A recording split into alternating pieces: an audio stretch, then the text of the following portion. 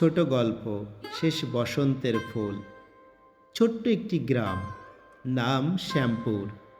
এই গ্রামে ছিল রুনা, এক নিঃশব্দ মেয়ে। ফুল ভালোবাসে, প্রকৃতি ভালোবাসে।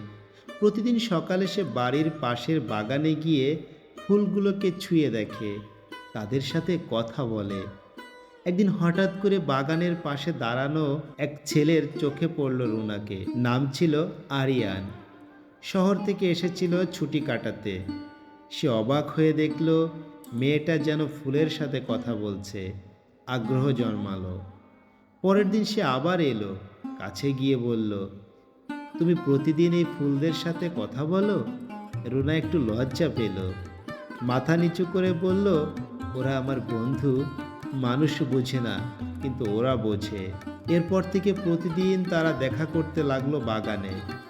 রুনা তাকে ফুল চিনতে শেখালো, আর আরিয়ান তাকে গল্প শোনাতো শহরের।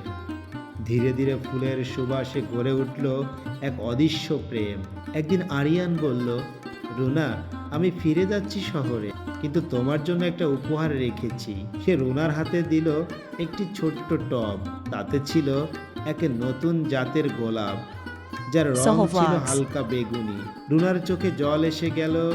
সে কিছু বলল না, শুধু মৃদু হেসে বলল, তুমি ফিরে এসো একদিন, যখন এই ফুলটা আবার ফুটবে। বছরখানেক পর এক বসন্তের সকালে সেই ফুল আবার ফুটল, আর তার পাশেই দাঁড়িয়ে ছিল আরিয়ান, হাতে এক গোছা ফুল, মুখে একটাই কথা, আমি ফিরে এসেছি রোনা, এবার চিরদিনের জন্য।